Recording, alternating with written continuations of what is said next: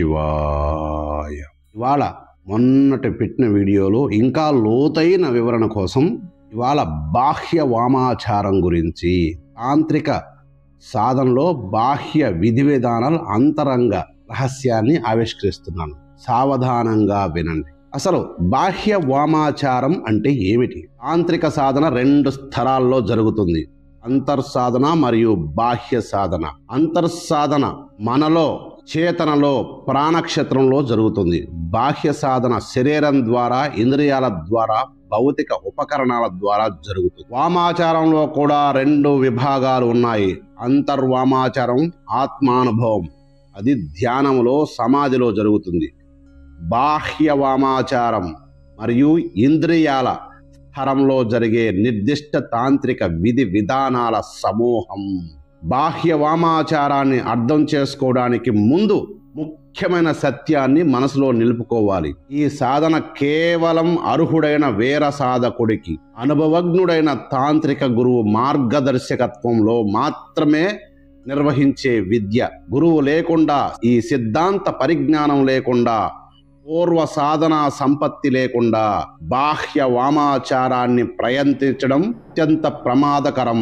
బాహ్యంలో కనిపించే విధి విధానాల యొక్క వెనక ఉన్న లోతైన ఆ లోతు అర్థం కాకుండా కేవలం బాహ్య ఆచరణను అనుకరించడం అనర్థానికి దారి చేస్తుంది సాధకులారా. తస్మాత్ జాగ్రత్త. ఇకపోతే ఈ బాహ్య వామాచారపు చారిత్రక నేపథ్యం గురించి కూడా చెబుతాను, సావధానంగా వినండి. బాహ్య వామాచారం వేల సంవత్సరాల పాటు భారతదేశంలో, ముఖ్యంగా బెంగాల్, అస్సాం, కాశ్మీర్ మరియు దక్షిణ భారతదేశంలోని నిర్దిష్ట తాంత్రిక పరంపరల్లో అభ్యసించబడింది. కులార్ణవ తంత్రం, మహానిర్వాణ తంత్రం, యోగిని తంత్రం, తంత్రసారం వంటి పురాతన గ్రంథాల్లో బాహ్య వామాచార విధుల్ని చూచాయిగా వివరించి ఉన్నారు. పూర్తిగా కాదు, గుర్తుంచుకోండి. కాళీ కులం, కుబ్జికా సంప్రదాయం, క్రమ సంప్రదాయం, త్రికా సంప్రదాయం, ఈ ముఖ్యమైన తాంత్రిక పరంపరలు బాహ్య వామాచారాన్ని వివిధ రూపాల్లో వివరించాయి. అభినవ గుప్తుల వారు తన తాంత్రిక లోకం అనే బాహ్య వామాచారపు తాత్విక ఆధారాన్ని అత్యంత స్పష్టంగా, లోతుగా ఆ గ్రంథంలో వివరించారు. ఆయన ప్రకారం బాహ్య వామాచారం అహంకారాన్ని సమూలంగా నాశనం చేయడానికి రూపొందించిన ఒక శాస్త్రీయమైన ప్రక్రియ. ఇందులో ప్రతి బాహ్య చర్య ఒక నిర్దిష్ట అంతర్గత మార్పును సృష్టించడానికి ఉపయోగించబడింది, కామ కోరికల కోసం కాదు. పంచమకారాలు బాహ్య వామాచారపు ఆధారపు స్తంభాలని గమనించండి సాధకులారా. బాహ్య వామాచారంలో అత్యంత ప్రసిద్ధమైన, అత్యంత రహస్యమైన విధి విధానం పంచమకార సాధన. మధ్యం, మాంసం, మత్యం, ముద్ర, మైథున, ఈ 5 మకారాలు బాహ్య వామాచారపు ఆధార స్తంభాలు. ఇవి ఒక్కొక్కటి ఒక్కొక్క దేవీ శక్తికి ప్రతిబింబిస్తాయి. ఒక్కొక్కటి ఒక్కొక్క స్థలంలో సాధకుని అహంకారాన్ని కరిగిస్తాయి. గుర్తుంచుకోండి సాధకులరా, ఈ పంచమకారాల, బాహ్య పంచమకారాలు అనేటివి ఒక్కొక్కటి ఒక్కొక్క దేవీ శక్తిని ప్రతిబింబంగా చూపిస్తాయి. ఒక్కొక్క స్థలంలో సాధకుని అహంకారాన్ని కరిగిస్తాయి. ఇప్పుడు వీటి గురించి వివరణిస్తాను, సావధానంగా వినండి. మద్యం కుండలిని అగ్నిని జాగృతం చేసే ద్రవ్యం. బాహ్య వామాచారంలో మద్యం సాధారణ మాదక ద్రవ్యంగా కాదు, ఒక నిర్దిష్ట తాంత్రిక ప్రయోజనంతో ఉపయోగించబడుతుంది. కులార్ణవ తంత్ర ప్రకారం మద్యాన్ని తాంత్రిక సాధనలో వినియోగించేటప్పుడు ముందు అది శుద్ధి చేయబడి ఉండాలి, దేవికి అర్పించాలి, మంత్రాలతో అభిమంత్రించాలి. ఆ తర్వాత అది సాధారణ మద్యం కాదు, అది తీర్థంగా, దేవీ ప్రసాదంగా స్వీకరించబడుతుంది. మద్యం యొక్క తాంత్రిక ప్రయోజనం ఏంటంటే, ఇది సాధకుని మెదడులోని అతి విమర్శనాత్మక, అతి నిర్మాణాత్మక చేతనను తాత్కాలికంగా శిథిలపరిచి అంతర్గత అనుభవానికి ద్వారాలు తెరుస్తుంది. రోజువారీ మనసు అహంకారాన్ని కట్టుబడి ఉంటుంది. అది నిరంతర వర్గీకరణ చేస్తూ విభజించి నిర్ణయాన్ని ఇస్తుంది. ఈ విభజన కోసం మధ్య ప్రభావంలో నిరంతర విభజన కొంతసేపు ఆగిపోయి సాధకుడు ఒక అద్వైత స్థితిని అనుభవించగలుగుతాడు. ఆ అనుభవమే నిజమైన ధ్యానానికి, దేవీ దర్శనానికి దారి తీస్తుంది. అలాగని షాపులో దొరికే వాటర్ బాటిల్ తెచ్చుకొని తాగడం కాదు, గుర్తుంచుకోండి. కానీ ఇక్కడ ఒక అత్యంత ముఖ్యమైన విషయం ఏంటంటే, మద్యం గురువు నిర్దేశించిన పరిమితి మోతాదులో నిర్దిష్ట సాధనా సమయంలో నిర్దిష్ట మంత్ర విధులతో మాత్రమే వినియోగించాలి. ఇది మాదకత కోసం కాదు, ఆత్మ అనుభవం కోసం. మాదకత కోసం మద్యం తాగే వ్యక్తి పశు స్వభావాన్ని పెంపొందించుకుంటాడు. తాంత్రిక విధితో సాధన చేసి వినియోగించే సాధకుడు పశు స్వభావాన్ని దాటి దివ్య స్వభావంలోకి ప్రవేశిస్తాడు. తమిళ సిద్ధ పరంపరలో మద్యానికి మరొక అర్థం కూడా ఉంది. అది అమృతం. కుండలిని శక్తి సహస్రానికి చేరినప్పుడు చంద్రమండలం నుండి వెలువడే అమృతం అది నిజమైన మద్యం. ఆ దివ్య మద్యాన్ని అనుభవించిన సాధకుడు ఇక బాహ్య మద్యాన్ని అవసరపడడు. ఇది బాహ్య వామాచారం నుండి అంతర్వామాచారానికి పరివర్తన చెందే దశ. ఇకపోతే మాంసం, అహంకార బలి. బాహ్య వామాచారంలో మాంసం యొక్క ఉపయోగం పశుబలితో ముడిపడి ఉంటుంది. ఇది వినడానికి కొంచెం కఠినంగా అనిపించవచ్చు, కానీ దీని వెనక ఉన్న తాత్వికత అర్థం అత్యంత లోతైనది. పశుబలిలో నిర్దిష్ట జంతువు, మేక, గొర్రె మంత్రాలతో అభిమంత్రించి తర్వాత దేవికి సమర్పించబడుతుంది. ఆ జంతువు అతీతాత్మకంగా సాధకుడు పశు స్వభావాన్ని ప్రతినిధి. అతని కామ, క్రోధ, లోభాది పశుగుణాలను ఆ జంతువులో ఆరోపించబడి దేవి పాదాల వద్ద సమర్పించబడతాయి. వామాచార శాక్త పరంపరలో ఈ విధానం చాలా నిర్దిష్టంగా, చాలా శాస్త్రీయంగా నిర్వహించబడుతుంది. బలిచ్చే జంతువు ముందు వేయబడే మంత్రాలు, ఆ క్షణంలో నిర్వహించే ధ్యానం, ఇవి సాధకుడు తన అంతరంగంలో ఒక నిర్దిష్ట మార్పును అనుభవించేలా రూపొందించబడ్డాయి. బలి జరిగిన తర్వాత ఆ మాంసం ప్రసాదంగా సాధకులు స్వీకరిస్తారు. దేవి ప్రసాదంగా స్వీకరించిన ఆ మాంసం సాధారణ మాంస భోజనం కాదు, అది ఒక తాంత్రిక సంస్కారం. అభినవగుప్తుడు ఈ విషయంలో చాలా స్పష్టంగా చెప్పాడు. బలి అంటే ఒక జంతువును చంపడం మాత్రమే కాదు, బలి అంటే సాధకుడు తన అతి ప్రియమైన, అతి పట్టుదలగా పట్టుకున్న అహంకారాన్ని దేవి పాదాల వద్ద విసర్జించడం అని. ఆ విసర్జనే నిజమైన బలి. జంతువు బాహ్య ప్రతీక మాత్రమే. ఇకపోతే మత్యం, ద్వంద్వ సంసారాన్ని అతిక్రమించడమే మత్యం అంటారు. మత్యం నీటిలో జీవిస్తుంది. నీరు సంసారానికి, చంచలమైన మనసుకు ప్రతీక. మత్యం సంసార సముద్రంలో ఈదులాడే జీవాత్మక ప్రతీక. బాహ్య వామాచారంలో మత్స్య భక్షణ ఈ ప్రతీకాత్మక అర్థంతో జరుగుతుంది. సాధకుడు మత్యాన్ని ప్రసాదంగా స్వీకరించడం ద్వారా ద్వంద్వ సంసారాన్ని తన లోపలికి తీసుకుని దాన్ని జ్ఞానాగ్నిలో దహించి వేస్తాడు. అదే సంకేతం దీనికి. ఇకపోతే ఈ మత్యాన్ని కూడా ఎక్కడ పడితే అక్కడ మార్కెట్లోంచి తెచ్చుకునే మత్యాలు కావు. నిర్దిష్ట నదులు, నిర్దిష్ట తీర్థ స్థలాల్లో లభించే నిర్దిష్ట రకాల మత్యం, ఆ జాతులు మాత్రమే వామాచార సాధనలో వినియోగించబడతాయి. సమాజంలో సాధారణంగా వేటాడే మత్యాలు కావు. శక్తిపీఠాల సమీప నదుల్లో, పవిత్ర జలాల్లో జీవించే మత్స్యం వినియోగించబడుతుంది. ఈ జలాల్లో శక్తి తరంగాలు అధికంగా ఉంటాయి కాబట్టి ఆ మత్స్యానికి కూడా ఆ విశేష శక్తి ఉంటుందని తంత్రశాస్త్రం చెబుతుంది. ఇకపోతే ముద్ర, శక్తి ఆవాహన మరియు ధారణకి సంకేతం. పంచమకారాల్లో ముద్ర అత్యంత వైవిధ్యమైన అర్థాలు కలిగింది. బాహ్య వామాచరణలో ముద్ర అంటే ముఖ్యంగా 3 అర్థాల్లో వినియోగించబడుతుంది. మొదటి అర్థంలో ముద్ర అంటే ధ్యానం, నిర్దిష్ట. ఈ నిర్దిష్ట ధ్యానాలు, నిర్దిష్ట పండ్లు, నిర్దిష్ట బీజాక్షరాల మంత్రాలు తాంత్రిక సాధనలో సమర్పించబడతాయి. ఇవి పృథ్వీ శక్తికి, అన్నపూర్ణకి ప్రతీకలు. ఇక రెండవ అర్థం ముద్ర అంటే హస్తముద్రలు.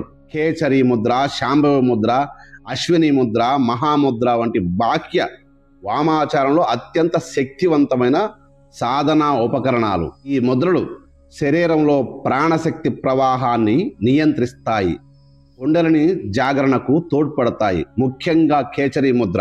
నాలుకను వెనకకు తిప్పి పైన ఉన్న కొండ నాలుకల్లో తాలుబును స్పర్శించే ఈ ముద్ర బ్రహ్మరంధ్రం నుండి వెలువడే అమృతాన్ని అనుభవించడానికి దోహదపడుతుందని తెలుసుకోవాలి సాధకులారా. ఇక మూడవ అర్థం, ముద్ర అంటే తాంత్రిక పూజల్లో ఉపయోగించే నిర్దిష్ట సంకేత హస్తాలు. యోని ముద్ర, లింగముద్ర, మహాయోని ముద్ర వంటి శివశక్తుల ఆవాహనలో ఉపయోగించే శక్తివంతమైన హస్త నిర్మాణాలు. ఇక ఐదవది మైథున, శివశక్తుల మహాసమ్మేళనం.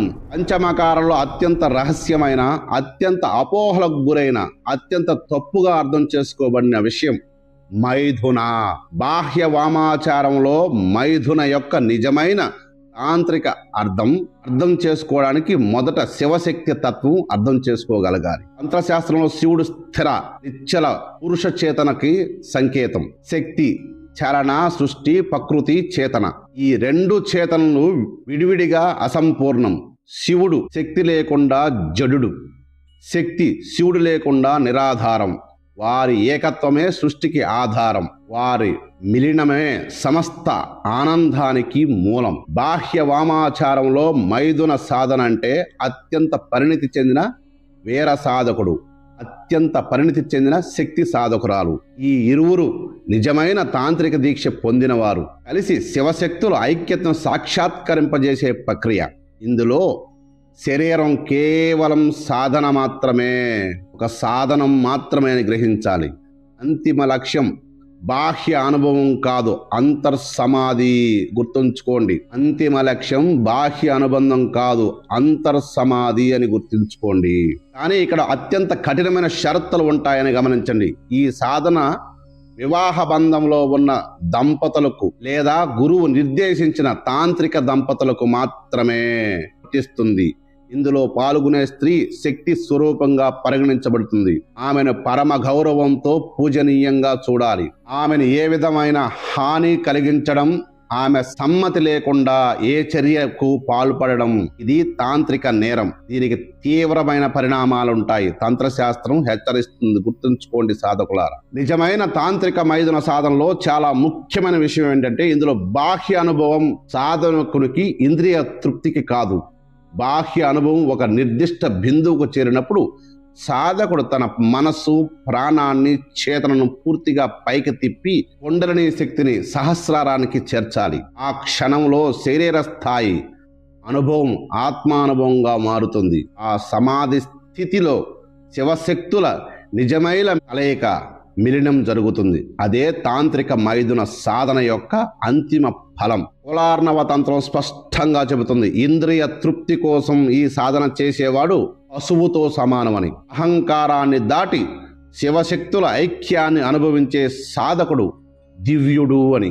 రెండూ ఒకే చర్య చేస్తున్నారు, కానీ వారి అంతర్గత స్థితి, వారి అనుభవం పూర్తిగా విరుద్ధంగా ఉంటుంది, విభిన్నమై ఉంటాయని గమనించాలి. ఇకపోతే చక్ర పూజ, బాహ్య వామాచారపు సమిష్టి సాధన. ఇది చక్ర పూజ అంటారు దీన్ని. చక్ర పూజ బాహ్య వామాచారంలో అత్యంత శక్తివంతమైన మరియు అత్యంత రహస్యమై సమిష్టి సాధన. ఇందులో నిర్దిష్ట సంఖ్యల్లో సాధకులు, ఒక సంఖ్యలో పురుషులు, మరొక సంఖ్యలో స్త్రీలు వృత్తాకారంలో కూర్చొని సాధన చేస్తారు. సాధన చెయ్యాలి కూడా. ఆ వృత్తమే శక్తి చక్రము అంటారు. చక్ర పూజకు అనేక రకాలు ఉంటాయి. విరాచక్రమని, యోగిని చక్రమని, మహాచక్రమని. ప్రతి రకంలో ఒక నిర్దిష్ట విధి విధానాలు ఉంటాయి. అవి కూడా గురు సమక్షంలోనే జరగాల్సిన విధి విధానాలు. చక్రంలో కూర్చుని అందరూ ఒక నిర్దిష్ట శక్తి క్షేత్రాన్ని నిర్మిస్తారు.